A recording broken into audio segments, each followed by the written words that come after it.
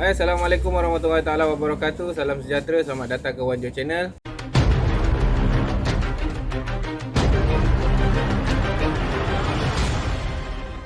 Baik, pertama kali sebelum aku mulakan dengan topik yang aku nak share dengan korang pada hari ini, aku nak ucapkan banyak-banyak terima kasih kepada semua yang support Wanjo Channel. Okay, yang tengok apa-apa saja video, termasuklah video tentang kehidupan seharian aku, tentang bahan-bahan pengajaran, terutama sekali dalam subjek pendidikan jasmani. Aku ucapkan terima kasih banyak-banyak pada korang yang support channel aku selama ni, yang mana share bahan-bahan pengajaran, bahan-bahan PDPR dengan anak-anak murid korang. Aku harap segala perkongsian, segala bahan yang aku hasilkan tu boleh memberikan manfaat kepada korang dan juga kepada anak-anak murid korang, insyaAllah. Apa yang aku nak sharekan dengan korang hari ni adalah aku saja nak bercerita dengan korang tentang pengalaman aku sebagai seorang bekas pesakit COVID-19 kategori 4A. Kalau korang tanya aku macam mana aku dapat jangkitan COVID ni, aku sendiri pun tak boleh nak jawab. Sebab aku sendiri pun tak tahu. Aku ada pergi banyak tempat, aku pergi sekolah, aku keluar pergi kedai makan, aku pergi mall. Jadi aku tak tahu kat mana aku kena jangkitan COVID-19 ni. Tapi aku dapat rasakan yang kemungkinan besar aku kena jangkitan ni dekat sekolah. Okay, sebab seminggu sebelum cuti sekolah tu, ada ramai anak-anak murid aku yang terkena jangkitan COVID, dan ada juga kawan-kawan aku, cikgu-cikgu sekolah aku tu yang terkena jangkitan COVID-19. Dan mungkin aku dapat jangkitan ni daripada diorang lah, wallahu alam, aku pun tak tahu, ataupun mungkin aku dapat daripada tempat lain, wallahu alam. Okay, aku cuma dapat menjangkakan, okay, yang aku kena mungkin dari sekolah. Okay, kalau korang baca posting aku dekat Facebook minggu lepas, aku ada balik kampung, aku ada pergi Terengganu sebab nak bawa parents aku balik. Sebab ayah aku nak jumpa dengan adik-beradik dia kat sana. Dan aku terkena jangkitan COVID-19 ni pada hari yang kedua, iaitu hari Ahad, 27 Februari 2022. Okay, petang tu, kurang dalam pukul 4.30 petang tu, lepas aku balik daripada makan tengah hari dekat rumah sepupu aku, okey, aku dah rasakan badan aku ni macam tak sedap tau. Pinggang aku dah start sakit, lepas tu badan aku dah sengal-sengal, lepas tu dah start macam panas-panas sikit. Dalam pukul 4.30 petang tu, lepas asar, aku ajak wife aku pergi klinik. Sebab aku kata kalau lambat ni aku takut demam aku ni akan jadi lagi teruk. So aku pun ajak wife aku pergi klinik. Dan masa aku sampai dekat sebuah klinik swasta dekat Kuala Terengganu tu, doktor suruh aku buat RTK saliva dulu sebab dia kata aku demam. So mungkin yelah klinik pun tak nak risikokan staff-staff diorang, tak nak risikokan doktor diorang. Aku pun buatlah saliva test. Bila aku buat saliva test tu, result yang aku dapat adalah negatif. Jadi aku tunjukkan pada doktor tu yang aku negatif dan dia boleh rawat aku. Dan bila doktor tu rawat aku, dia ambil aku punya BP. Masa tu BP aku 145/90, dan aku punya suhu badan masa tu 37.6 ke 37.7. That means aku demam lah. Tapi apa yang mengejutkan aku pada waktu tu adalah doktor tengok aku punya pulse rate, aku punya heartbeat aku ni, jantung aku ni berdegup 134 denyutan per minit. Dan doktor tanya aku, laju ni 134 ni kalau normal antara 60 ke 100 ataupun 60 ke 90. Dia tanya aku, cik tak rasa sakit dada ke, ataupun cik tak rasa berdebar ke? Aku cakap aku tak rasa apa-apa pun. Aku rasa macam heartbeat aku ni normal. So kalau ikut logik 134 tu memang kau dah rasa berdegup dia lain macam, duduk macam tu kan.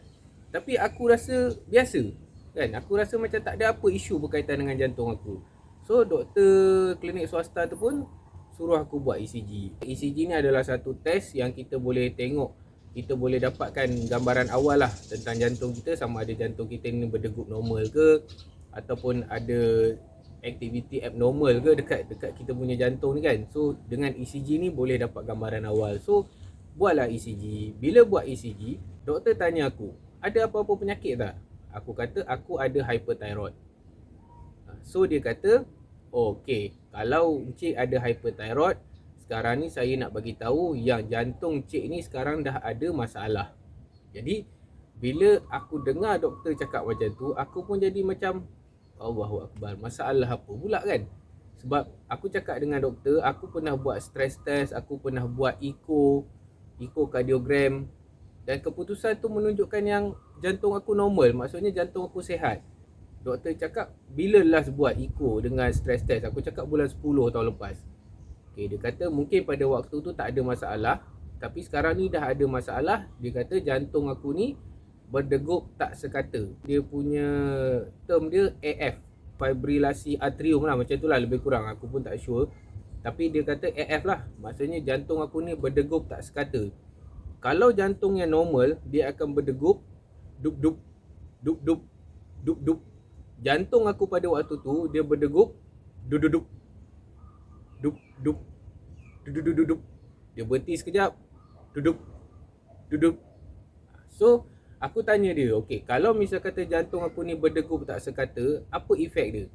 Okey, dia kata efek dia, lama kelamaan jantung aku ni makin lama dia akan makin lemah, dan berkemungkinan jantung aku ni boleh berhenti dengan sendirinya. Sistem elektrik jantung tu dia makin lama makin lemah dan menyebabkan jantung aku ni boleh berhenti dengan sendirinya.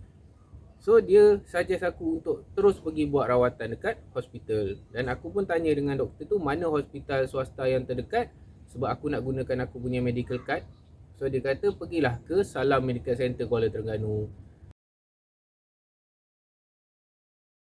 Sampai dekat Salam Medical Center tu, okey, pegawai perubatan dekat sana bagi tahu yang aku kena buat RTK. So aku kena buat test RTK yang jolok hidung tu. So aku buatlah test tu, dan dalam masa 20 minit keputusan yang keluar, aku dijangkiti COVID-19. Jadi lagilah aku down pada masa tu, sebab satu isu dia pasal jantung aku berdegup tak sekata tu, satu lagi isu COVID pula. Okay, dengan aku ada simptom batuk, sakit tekak, demam panas kan. Dengan aku ni adalah seorang pesakit hyperthyroid pula. So perasaan aku masa tu memang bercampur bau lah, memang rasa tak tenang. So bila dah keluar keputusan, doktor dekat Salam Medical Center tu bagi tahu yang diorang tak boleh nak rawat aku. Jadi option yang aku ada hanyalah Hospital Besar Kuala Terengganu. Okey, sebab dekat Hospital Besar Kuala Terengganu ni ada ward kecemasan yang dihaskan untuk rawat pesakit COVID. Aku dengan wife aku buat keputusan untuk pergi jugalah serah diri dekat Hospital Besar Kuala Terengganu. Okey, sebab salah satu isu yang aku nak settlekan adalah pasal jantung aku ni. Okey, pasal COVID ni, aku rasa pada masa tu COVID ni insya-Allah aku boleh sembuh, aku boleh survive dengan COVID ni. Tapi apa yang aku nak selamatkan adalah jantung aku dulu. So aku pun pergilah ke ward kecemasan di Hospital Sultanah Nur Zahirah Kuala Terengganu. Okay, sampai je dekat ward kecemasan tu, okay, wife aku dah hantar aku. Lepas tu memang wife aku tak boleh nak tunggulah sebab aku sakit COVID kan. Dia memang tak boleh nak jumpa aku dah. So wife aku hantar aku masuk dalam ward kecemasan tu. Dan doktor terus buat prosedur kecemasan lah. Maksudnya dia terus pakaikan aku port untuk buat live ECG, untuk cek aku punya blood pressure, aku punya oksigen. Dan Alhamdulillah, aku punya oksigen pada waktu tu dia okey. Maksudnya okey tu dalam range normal lah, 96, 97. Dia tak drop bawah 96, tak pernah jatuh lah, tak pernah jatuh bawah 96. Cuma aku punya BP pada waktu tu dia main 145, 150, 154. Aku punya heartbeat pada waktu tu pun 135, 140. Dia tak, masih lagi laju lah jantung aku. Dan pada waktu tu juga doktor decide untuk ambil darah nadi dan juga ambil darah dekat aku punya urat ni, dekat aku punya arteri, darah arteri.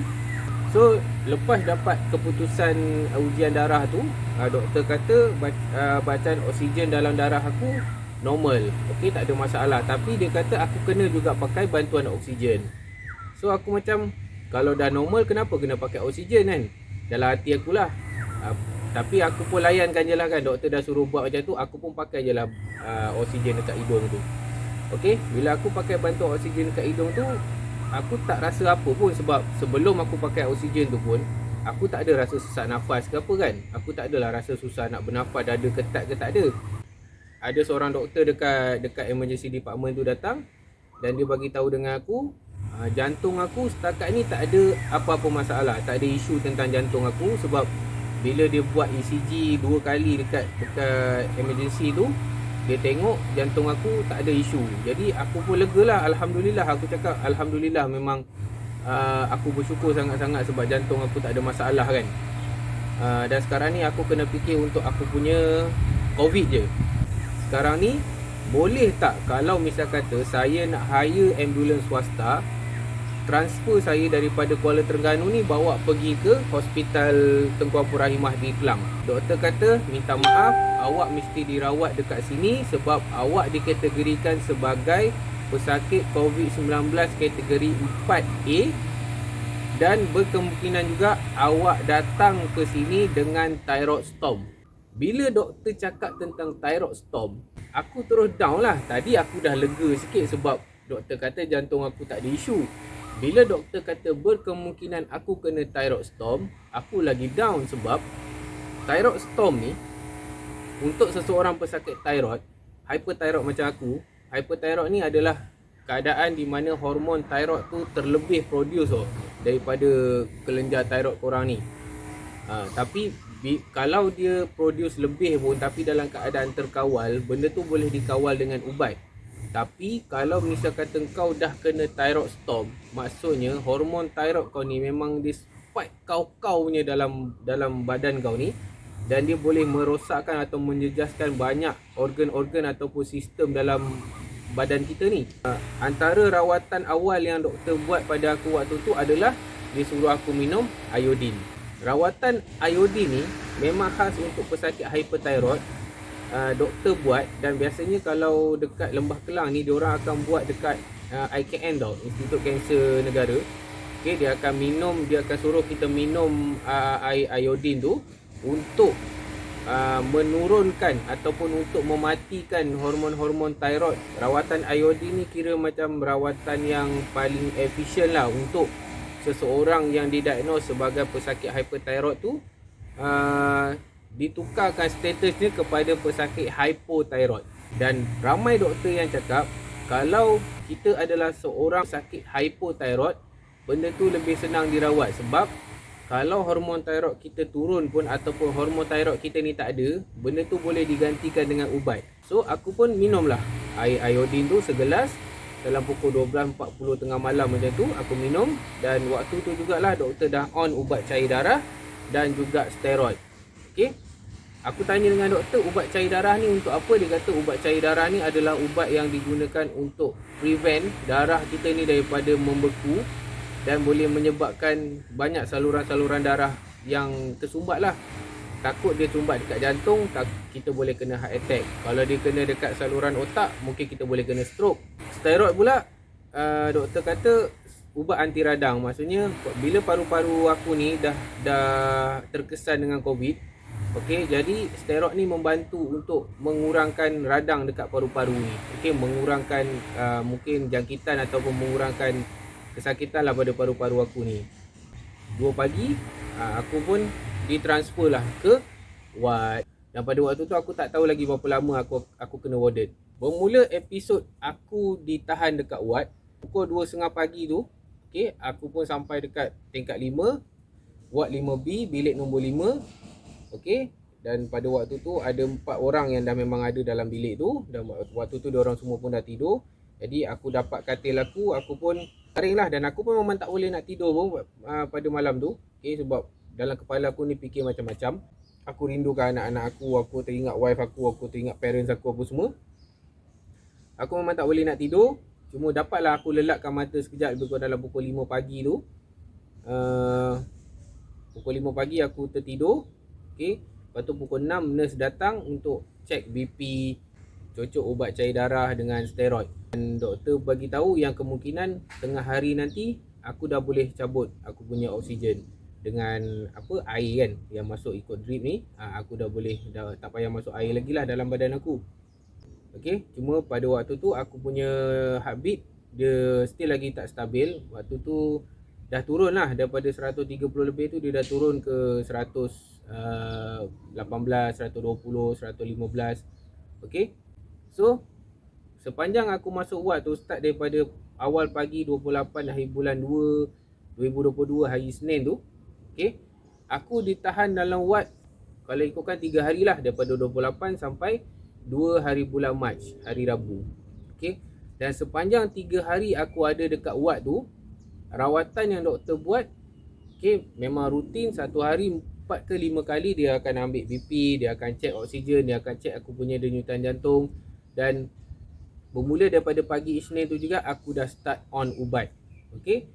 Dan antara ubat-ubat yang doktor bagi kat aku, macam korang tengok dalam gambar ni, okey, ubat yang warna kuning ni, yang ada tulisan Jepun ke Korea ni, doktor kata ini ubat untuk COVID lah, untuk paru-paru.